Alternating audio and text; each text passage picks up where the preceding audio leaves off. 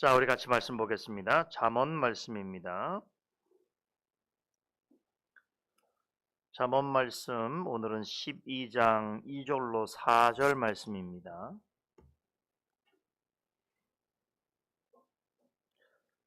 잠언서 12장 2절에서 4절 말씀까지 한 목소리로 읽어보도록 하겠습니다. 선인은 여호와께 은총을 받으려니와 악을 꾀하는 자는 정죄하심을 받으리라. 사람이 악으로 굳게 서지 못하나니 의인의 뿌리는 움직이지 아니하느니라. 어진 여인은 그 지아비의 면류관이나 욕을 끼치는 여인은 그 지아비로 뼈가 썩음 같게 하느니라. 아멘. 자, 오늘 읽은 잠언 말씀은 사실은 지난주에 살펴봤던 12장 1절 말씀과 연결되어 있습니다. 그래서 12장 1절 한번 말씀 같이 한번 읽어보겠습니다. 훈계를 좋아하는 자는 지식을 좋아하나니 징계를 싫어하는 자는 짐승과 같으니라. 이 말씀은 사실은 제가 한 주 동안 계속 묵상을 다시 하게 된 말씀이기도 합니다. 또 사실 이 말씀에 대한 인상이 얼마나 깊게 남았던지 조금 오늘은 여유 있게 하겠습니다. 많이를 안 하셨기 때문에 편한 마음으로 좀 전할게요. 이번 주 중에 제가 식당에서 우연히 같이 합석하게 된 어떤 분하고 식사를 같이 하게 됐는데 워낙 그 식당이 사람들이 많이 오는 곳이라 한 자리 한 테이블에 저 혼자 식사할 수 없어서 기다리고 있으니까 어떤 한 분이 주인이 오셔서 저한테 죄송하지만 잘 모르는 분이라도 같이 식사를 좀 같이 겸상하시면 어떻겠습니까? 그래서 뭐 좋습니다 그랬거든요. 그래서 그분이 저 건너편에 이렇게 해서 4인 탁자에 서로 대각선으로 앉아서 바로 이렇게 앉아서 식사를 같이 하게 됐습니다. 근데 식사를 하기 전에 보니까 기도를 하시는 거예요. 식기도를. 그것도 보통 사람들처럼 식기도를 하지 않고 테이블에 손을 올려놓고 이렇게 간절히 기도를 해요. 그래서 굉장히 인상 깊었습니다. 그 목사님 제가 가만히 있을 수 있겠습니까? 그래서 이제 대화가 시작이 됐습니다. 교회를 다니시나 봅니다. 그렇습니다. 그러세요?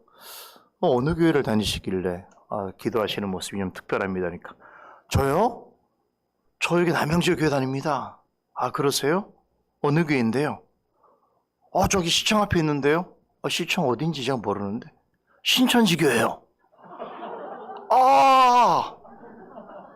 신천지 교회 말입니까?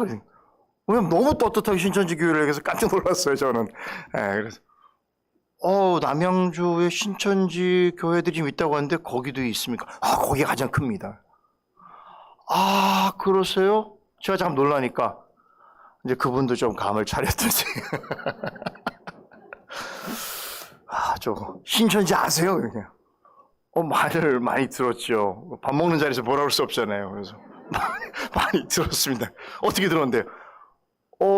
저기 사회면에 많이 나오지 않습니까? 그래서 밥 먹다가 이제 대화가 막 된 거예요. 됐는데, 일방적이에요. 제가 조금 호감을 보이니까 밥 먹다가 계속 막 얘기 시작하나. 저기, 하나님이 누군지 아십니까? 저한테 그랬던. 하나님요? 성경을 좀 아세요?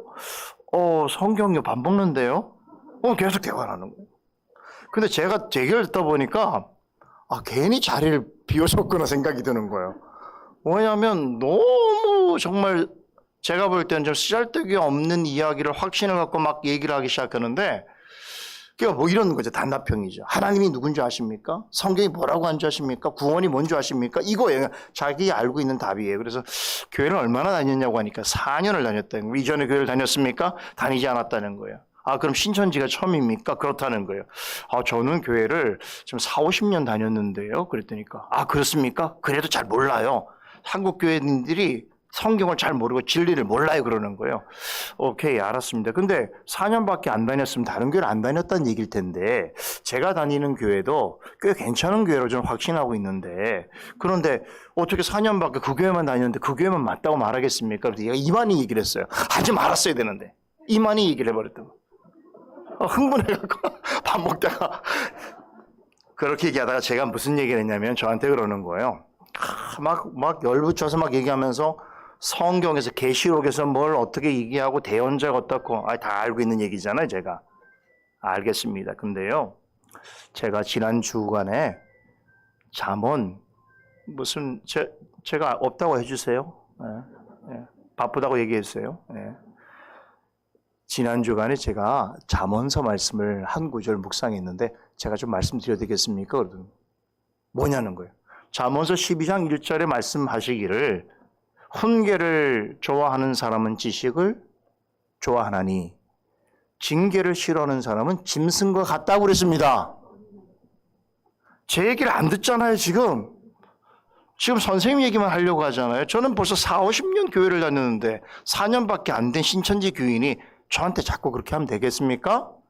제 얘기도 들어보세요. 이렇게 얘기했어요. 안 들으면 짐승 같잖아요. 그렇게 얘기를 하다가 결국에는 그분한테 제가 타박을 듣고 얘기가 종결됐습니다. 뭐라 하냐면은 40-50년 교회 다니면 뭐합니까? 내가 보기에는 성경을 잘 모르는 것 같은데요? 저한테 그러는 거예요. 어이구, 이거 뭐 밥을 먹는데?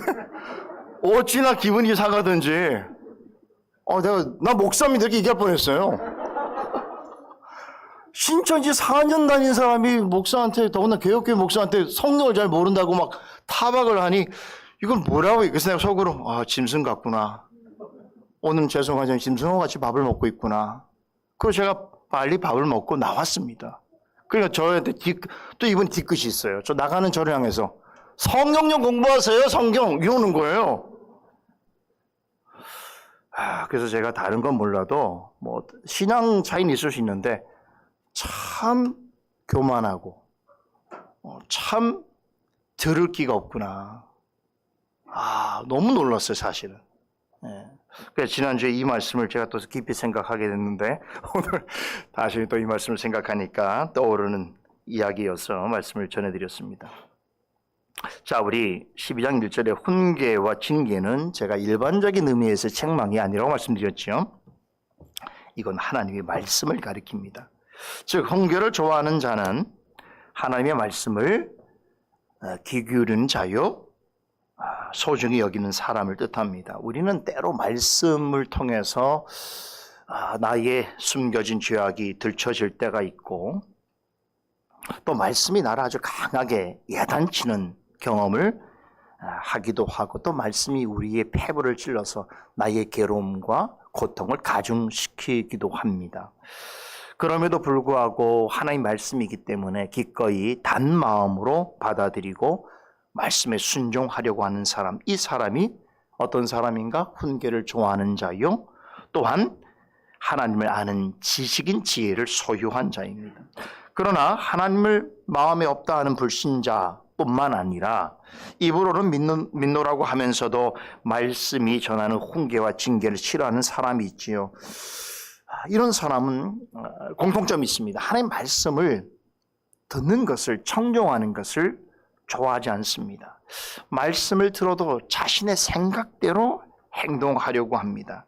잠언 기자는 이런 사람을 가리켜서 뭐라고 했습니까? 짐승 같다고 했어요. 그러니까 입에 성경 말씀을 올리느냐가 중요한 것이 아니라 그 말씀에 참된 본의를 깨닫고 깨달은 것을 삶 속에서 바르게 행하고 하는 일들이 있어야 되는데 그 자기 생각에 빠져 있는 거예요. 잘못된 교리이고 제가 너무나 어처구니 없는 이야기인데도 불구하고 그 몇 가지 아주 정확한 아주 불량한 교리 몇 가지를 가지고 성경 전체를 말하려고 하니까 정말 짐승 같은 거죠. 대화가 안 되는 거죠.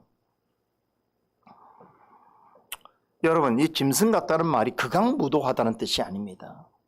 그렇게 보시면 안 돼요. 짐승도 여러 종류가 있지 않겠습니까? 여기서 짐승 같다라고 하는 말은 하나님의 뜻과 상관없이 자기의 본성대로 행하려고 하는 거예요. 본능대로 행하고 자신의 속에는 옳은 대로 행하려는 사람을 말하는 것입니다. 하나님의 말씀을 통해서 하나님을 더 깊이 알아가고 또 하나님과의 깊은 영적인 교제를 나누는 것은 하나님의 형상대로 지음받은 사람만이 할 수 있는 특권입니다. 동물은 그럴 수 없어요. 아무리 살아가는 우리 반려견, 반려묘가 있다고 하더라도 걔네들한테 말씀을 증거하고 막 그들이 하나님을 찾고 그럴 수는 없는 것이에요. 우리 집에도 강아지 있는데 그러지 못하니까 저희 설날인데 못 데려오잖아요, 교회에. 우리 애들 데려오고 싶어요. 같이 예배를 막 드리자고 그래요. 그럼 뭐 아이가 걔가 무슨 예배를 드리겠어요, 그죠? 주인 곁에 있으면 다행이죠, 그죠? 짐승은 그렇게 못한단 말이에요. 오직 사람만이 하나님을 알고 하나님과 영적인 교제 가운데 하나님을 예배하는 그런 특권을 가지고 있는데, 징계를 싫어하는 사람은 이런 복되고 귀한 특권을 짐승의 수준으로 낮춰버린 사람입니다. 그래서 하나님 보실 때 이런 사람을 가리켜서 어리석고 교만한 자라고 하지요. 자, 오늘 살펴보게 될 2절부터는 1절에서 언급한 훈계를 좋아하는 자와 징계를 싫어하는 자에게 어떠한 결과가 따르게 될지를 가르치고 있습니다. 우선 2절을 보면 말씀을 듣기를 좋아하는 사람을 선인이라고 하죠. 선인은 선한 사람이라는 뜻이겠죠. 자, 이 선이란 말이 어디에서 유래됐냐면 창세기 1장과 2장에 하나님께서 세상에 만물을 만드시고 보시기에 좋았더라라고 하실 때에 사용된 히브리어 토브라는 말에서 나왔습니다. 즉 훈계를 좋아하는 사람을 선이라고 하는 것은 자신의 잘못을 드러내고 죄를 지적하는 말씀이라도 하나님의 말씀이기 때문에 귀담아 듣는 사람을 가리키는데, 하나님께서 이런 사람을 보시기에 참으로 선하고 아름답게 여기신다는 것. 그래서 이 사람에 대해서 토브라는 말을 쓰는 거예요. 그래서 하나님께서는 이런 선인에게 은총을 더 베푸기를 기뻐하신다는 것입니다. 하나님 앞에 선한 사람이라고 하는 것은 도덕적으로 완전한 사람이란 뜻이 아닙니다. 하나님의 말씀이라고 하는 공평의 추에 정직하게 자신을 달아 놓을 줄 아는 사람이지요. 그렇게 할 때의 말씀을 통해서 자신의 불의함, 연약함을 절실하게 깨닫게 되어지는 것이고, 그럴 때마다 진실로 회개하고 돌이키게 되는 것입니다. 그리하여 언제나 한량없이 베풀어주시는 하나님을 의지하고 감사하며 살아가는 사람, 이런 사람이 하나님 앞에서 모든 사람의 선인인 거예요. 하나님 보실 때에 선하고 아름다운 사람인 것이지요. 반면에 1절에 언급한 징계를 싫어하는 자를 2절에서는 악을 꾀하는 자라고 부릅니다. 방금 전에 말한 선한 사람과 대조되는 표현이지요. 징계를 싫어한다라고 하는 말이 무엇을 의미하는지를 보다 선명하게 밝혀주고 있습니다. 하나님의 말씀을 귀담아 듣지 않는 것을 다른 말로 자문 기자는 악을 꾀하는 것이다 라고 말합니다. 그래서 원어적으로 보니까 악을 꾀한다라고 하는 말은 하나님 보실 때의 악한 생각과 계획을 늘 품고 있다라는 뜻입니다.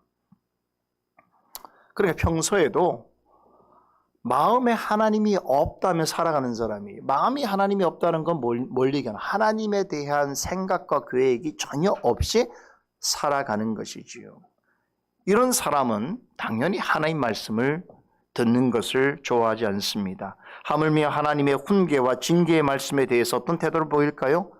아니, 하나님 말씀을 좋아하지도 않는데 그 말씀이 나를 훈계하고 질책한다고 한다면 질색하겠지요. 그래서 교회 나오기를 싫어합니다. 어떤 교회를 좋아하냐면 자신의 마음에 있는 그 소원을 들어주는 교회, 무조건 자신에 대하여 축복해주고 자신의 잘되기를 간구해주는 그런 교회는 찾아갑니다. 좋아합니다. 그러나 말씀으로 자신의 잘못을 지적하고 훈계하고 질책하는 그런 말씀이 있는 교회는 나오지 않죠. 나올 생각이 없는 거죠. 질색으로 싫어하니까요.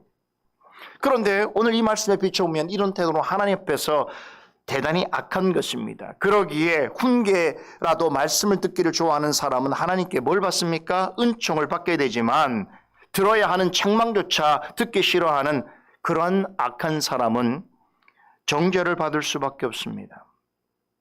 이어지는 3절에서는 방금 전에 2절에서 말한 하나님 앞에서 선을 행하는 자와 악을 꾀하는 자의 삶은 서로 전혀 다른 삶의 기반 위에 있음을 가르쳐주고 있습니다. 즉 전자는 의의 기반에 두고서 좀처럼 흔들리지 않는 삶을 살아가는 반면에 후자는 악의 기반을 두고 있어서 언젠가는 무너지게 될 것을 예고합니다. 우선 악을 꾀하는 자부터 보면 이런 사람은 악으로 굳게 서지 못할 것이라고 전하는데, 여기에서 이런 의미가 내포되어 있습니다. 자, 어느 때까지는 자신이나 다른 사람이 볼 때에 잘 서 있는 것 같아요. 굳게 서 있는 것처럼 보입니다. 언제까지요?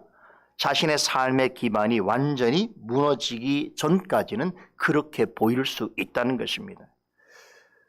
마태복음 13장에 보면 아주 좋은 예가 나오지요. 예수님께서 말씀하신 씨 뿌리는 비유 중에 돌밭에 뿌려진 씨가 여기에 해당됩니다. 예수님께서는 돌밭과 같은 마음을 가진 자의 심령에 대해서 이렇게 해석해 주셨습니다. 돌밭에 뿌려졌다는 것은 말씀을 듣고 즉시 기쁨으로 받되 그 속에 뿌리가 없어 잠시 견디다가 말씀으로 말미암아 환난이나 박해가 일어날 때에 곧 넘어지는 자라라고 말씀하셨습니다. 말씀을 듣는 자리에 있어도 이 돌밭과 같은 마음을 가진 사람들이 의외로 많습니다. 그리고 겉으로 보면 말씀을 잘 듣는 것 같아요. 교회도 열심히 출석하는 것 같아요. 하지만 자신이 원하는 말씀에만 귀를 기울일 뿐입니다. 성령께서 자신의 삶에 직접 간섭하시고 말씀을 통하여 이끌어 가시는 일에 대해서는 관심이 없을 뿐만 아니라 특별히 자신의 잘못을 지적하고 훈계하고 징계하는 하나님의 뜻에 대해서는 싫어합니다. 말씀을 듣는 자리에 있어도 항상 자신에게 중요한 일에 있어서는 자신의 생각을 고집하고 자신의 멋대로 살아가고자 합니다. 성령께서 말씀으로 자신의 생각이 틀렸다고 알려주시는데도 그것을 인정하거나 고치려 하지 않습니다. 이런 사람이 돌밭 같은 심령을 가진 사람입니다. 이 돌밭에 떨어진 씨는요, 그 돌 위에 흙으로 덮여 있는 부분까지는 어떻습니까? 뿌리를 조금 내립니다. 하지만 그 흙 아래에 돌이 있어서 깊이 뿌리를 내릴 수가 없습니다. 돌밭 같은 심령을 가진 사람은 고로 믿음 위에 든든히 설 수 없습니다. 또한 좋은 열매는커녕 제대로 자라기도 어렵습니다. 뿌리가 없거나 땅속 깊이 내리지 못한 식물은 쉽게 넘어지지요. 모래 위에 지은 집처럼 조금만 오염이 닥치면 흔들리고 무너지게 되는 것입니다.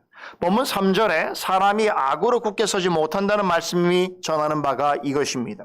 어떤 경우에는 악한 자라 하더라도 살아가는 동안 전혀 사람들이 볼 때는 부러움의 대상이 될 수 있어요. 시기의 대상이 될 수도 있습니다. 전혀 어려움이 없고 고생하지 않고 걱정할 것이 없고 사람들로부터 박수를 받고 또 심지어 악한 짓을 하는데도 도리어 떵떵거리면서 살고 죽을 때까지 부와 건강과 장수를 다 누리는 듯하게 보이는 사람들이 있습니다. 시편 73편에 나오는 악인이 이런 모습이었지요. 시편 기자는 자신처럼 하나님을 경외하는 사람은 세상에서 살 때에 고난의 연속인 거예요. 늘 근심해야 되고 고민해야 되는 일들이 너무나 많은데 그래서 때로는 하루하루 믿음으로 살아가는 것이 고통 속에 있는 것처럼 생각되어지는데 그런데 자신의 주변에 살아가는 악인들은 마치 그러한 자신을 비웃듯이 하며 너무나 평탄하고 만족스럽게 살아가는 그들의 모습을 바라보면서 어떻습니까? 경건한 자라도 마음에 실족감이 드는 것이 너무나 큰 절망감이 생기고 상실감에 빠지게 되는 것이 나는 하나님 믿는 자인데 왜 내 삶은 저들에 비하여 이렇게 힘들고 어려운데 저들은 분명히 악인임에도 불구하고 저렇게 항상 형통하게 살아가는 것인가 고민되는 것이지요. 심지어는 보니까요, 그 시인이 볼 때 충격적이었던 건 뭐냐면 죽을 때라도 그러면 악인은 고통스럽게 죽어야 되는데 시편 13편 보면 죽을 때에도 너무나 평안하게 최후를 맞이하는 모습을 보이는 것이죠. 시편 기자로서는 이해할 수 없는 이야기였습니다. 일이었습니다. 그렇게 심중에 고민과 갈등이 계속되는 중에 그는 이 해결할 수 없는 문제를 안고 하나님의 전을 찾습니다. 그리고 거기서 말씀을 듣습니다. 그때 큰 깨달음을 얻게 되지요.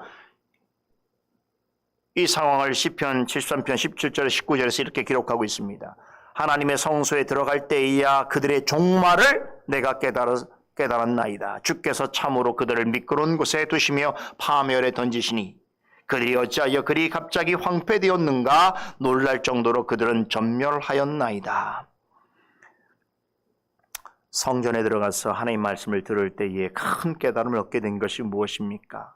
세상에서 이렇게 하나님의 뜻과 상관없이 그러나 세상에서 형통하고 평안하고 만족하고 장수한 삶을 살아가는 사람들은 실제로 하나님을 무시하는 자들이요, 하나님의 훈계를 거부하는 자들이에요.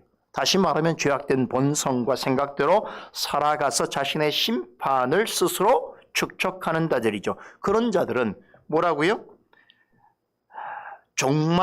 그들의 종말에 대하여 내가 깨달은 것이 있는데 그것이 뭐라고요? 주께서 참으로 그들을 미끄러운 곳에 두심에 파멸에 이르게 하실 것이다 라는 깨달음을 얻게 되었다는 것이지요. 하나님께서는 세상 가운데 그렇게 살아갈지라도 마침내 종말의 때에는 그들을 파멸 가운데 던지실 것이라는 것입니다. 어떤 악한 자는 죽음을 맞이한 후에야 그 사실을 알게 될 것이고 깜짝 놀라게 될 것이지요.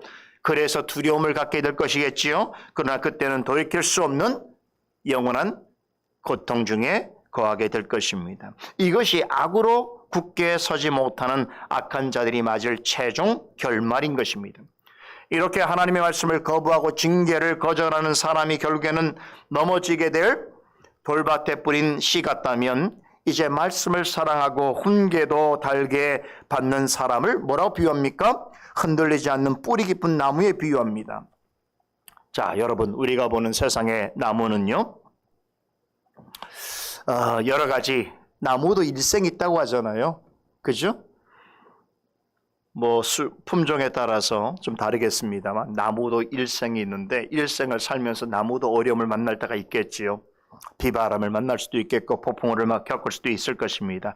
하지만 뿌리 깊은 나무는요, 그런 어떤 외적인 어려움을 경험한다고 하더라도 결코 뿌리는 뽑히지 않습니다. 잎과 가지는 흔들린다고 하더라도 뿌리가 움직이지 않는 한 견고하게 버틸 것이고 마침내 좋은 열매를 맺게 될 것입니다.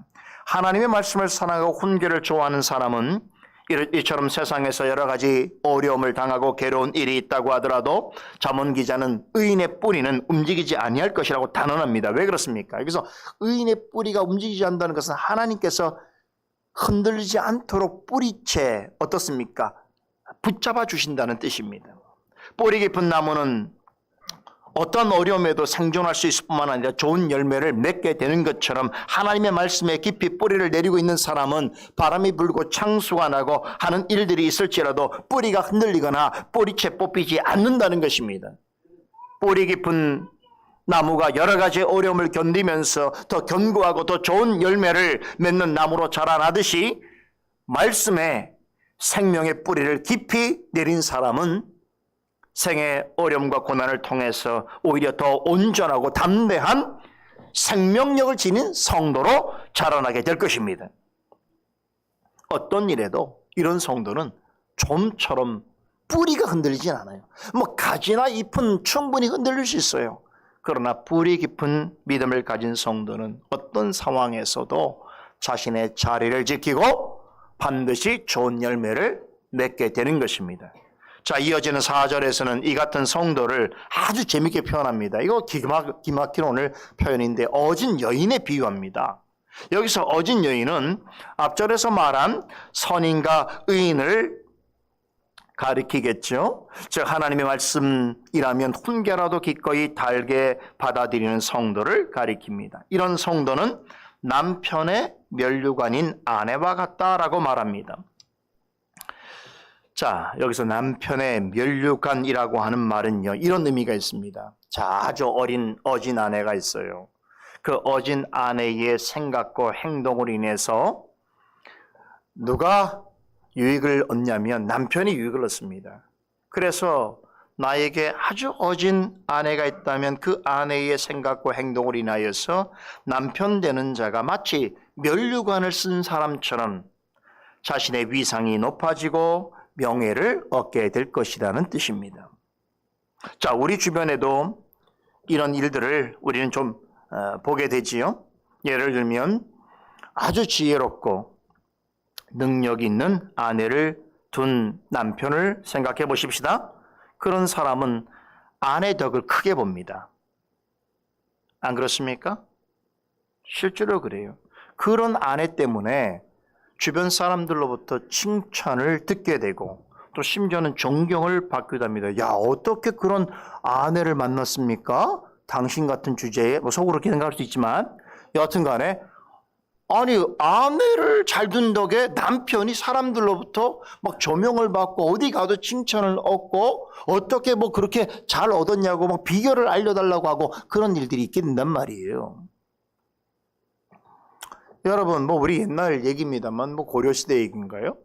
그 평강공주와 뭐 바보 온달 얘기 있지 않습니까? 굳이 이런 얘기 우리가 하지 않더라도 실제로 좋은 아내를 얻는 남편이 어떤 유익을 얻게 되는지는 동서고금을 통해서 다 알고 있는 이야기입니다. 아내가 지혜롭고 덕망이 있으면 가장 큰 이익을 보는 사람이 누구라고요? 그의 남편입니다. 그 결혼하기 전에는 뭐 그저 그런 남자였어요. 평범한 남자 혹은 좀 못 미치는 남자일 수 있었는데 아니 결혼을 했는데 그 결혼했는데 그 아내가 참 지혜롭고 덕이 많은 사람이 그런 아내 만나면 어떻게 되는지 아세요? 인생 역전합니다. 그러니까 보통 남자들이 인생 역전 언제 하냐면 결혼한 이후에 하게 돼 있어요. 누구 때문에? 아내 때문에. 현명한 아내 때문에 남편도 덩달아서 지혜로운 사람으로 대접받고요. 그렇죠? 아내의 지혜롭고 능력 있는 그러한 말과 행동으로 인해서 남편의 위상과 영예도 높아지게 되어 있습니다. 잠언 마지막 부분에 보면 이런 아내를 가리켜서 현숙한 여인이라고 부르는데 그런데 이 현숙한 여인이라는 뜻이요 사실은 지혜만 있다는 것이 아니라 원문에 보면 능력이 있다라는 표현으로 나옵니다. 그래서 능력이 있어서 현숙한 아내가 집안을 일으킵니다. 잠언 31장에 나옵니다. 그러니까 지혜를 가지고 있는 사람은 능력도 있어서 무너져가는 집안을 일으킨다는 거예요. 그래서 지혜롭고 덕망이 있는 아내가 그 무너져가는 어떤 집안에 들어오잖아요. 그러면 그 한 아내 때문에, 한 며느리 때문에 그 집안 전체가 막 융성하게 살아난다는 거예요.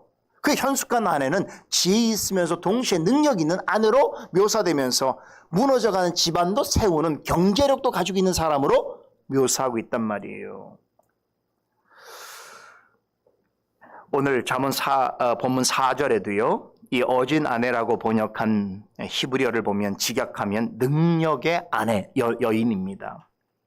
곧 어진 여인은 지혜와 능력을 골고루 겸비한 아내를 말하는 것인데 잠언 31장 10절에서는 이런 현숙한 여인을 자신의 아내로 둔 사람을 뭐라 비유합니까? 값진 진주를 얻은 것보다 더 귀한 일로 표현합니다. 지혜롭고 능력 있는 아내는 남편의 존재를 빛나게 하고 남편의 가치와 명예를 드러내기 때문에 남편의 뭐가 된다고요? 면류관이라고 말할 수 있는 거예요. 그러니까 우리 성도님들도 자신의 아내가 정말 지혜롭고 덕망이 있다고 생각하면 자기는 뭐가 됩니까? 아내 때문에 면류관을 쓴 거예요.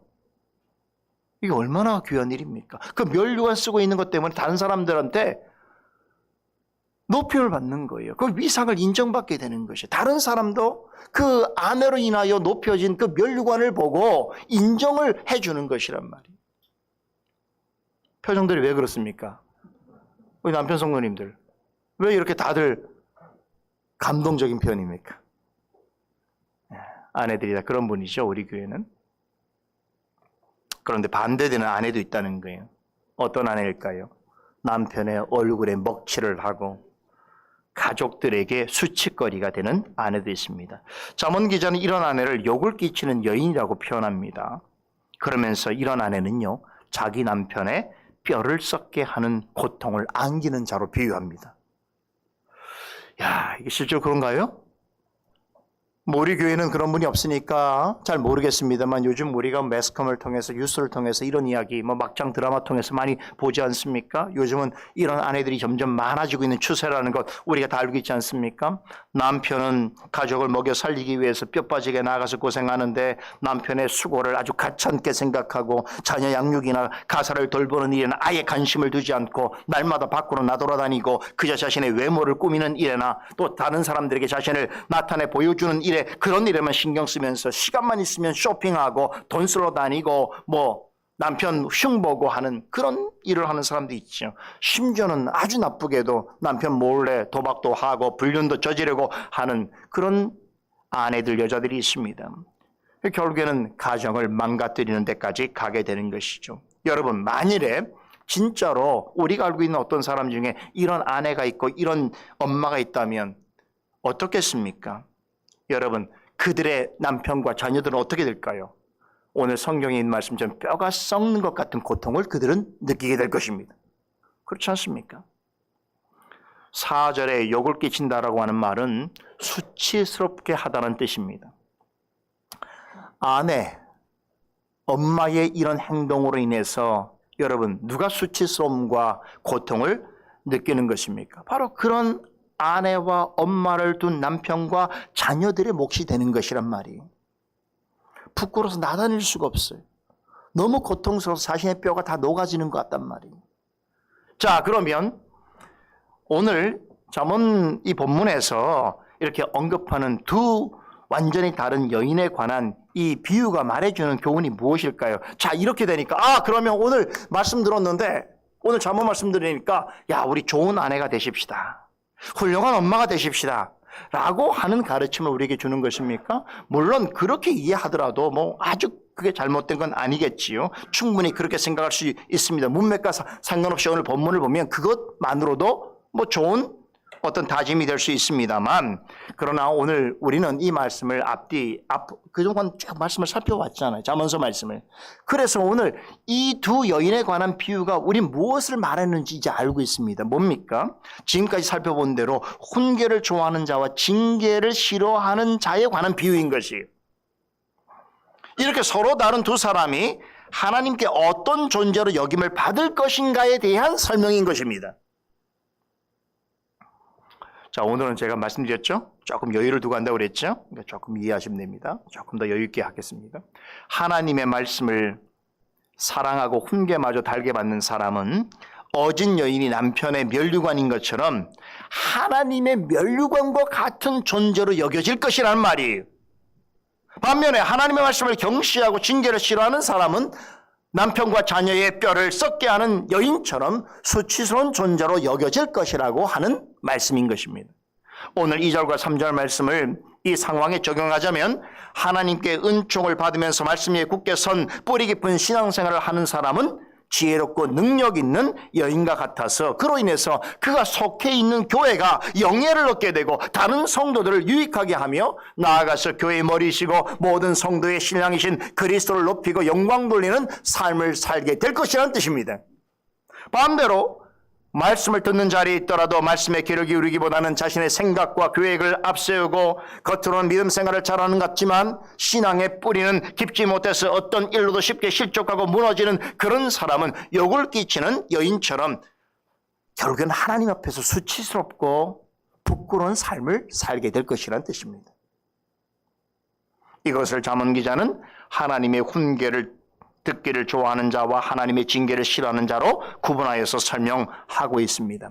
겉으로는 교회를 잘 다니는 것 같고 입으로는 주를 찾는 듯 보여도 하나님의 말씀을 배우고 확신하는데 아무런 관심도 없고 자신의 잘못을 지적하는 말씀이라면 무엇이든지 거부하면서 마음에 하나님이 없다 하는 사람들과 다를 바가 없이 살아가려고 하는 사람은 하나님 앞에 어떤 사람이라고 욕을 끼치는 여인과 같다는 거예요.